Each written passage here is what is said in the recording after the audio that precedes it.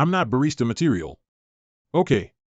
Years ago, 1990s, I worked for an LGBTQ-themed coffee house in Hollywood, name redacted. There were two locations, one in Hollywood in an LGBTQ community center, and the second in West Hollywood. Both places were busy.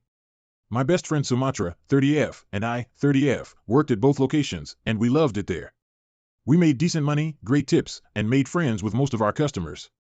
One of the owners, Macchiato, didn't like female employees. He'd hire buff guys in their 20s he'd shamelessly flirt with, and then fire if they didn't reciprocate.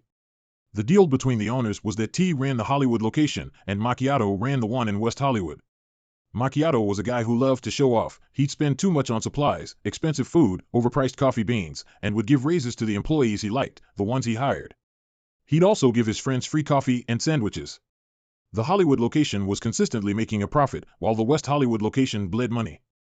Eventually, the West Hollywood location closed, and the remaining employees were integrated with the employees at the Hollywood store. Macchiato started to hang around the remaining coffee house to supervise. His business partner, T, was on a 3-month vacation in Europe when all this went down. Macchiato decided to hire his new BF, Espresso, M18, as our manager. Espresso didn't know how a coffee house worked, and Sumatra and I were instructed to train him. He refused to learn anything, preferring to stay in the office or leave for 3-hour lunches. Sumatra told me our days were numbered, and she was right. A week after Espresso was hired, he fired Sumatra for no reason, which left Espresso and myself as the only employees.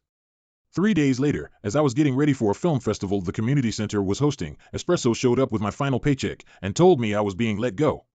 When I asked why, he said there were complaints from customers. I asked him, as manager, why he didn't bring this to my attention earlier. Note, we had an employee manual that clearly spelled out a robust correction policy. He scoffed at me and took off. I then called Macchiato and asked him why I was being let go.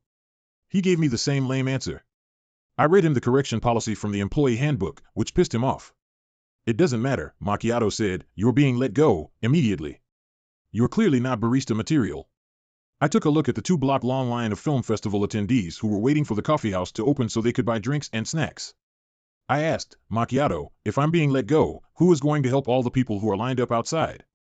He said, oh. Well, I'd appreciate it if you'd stay and finish your shift.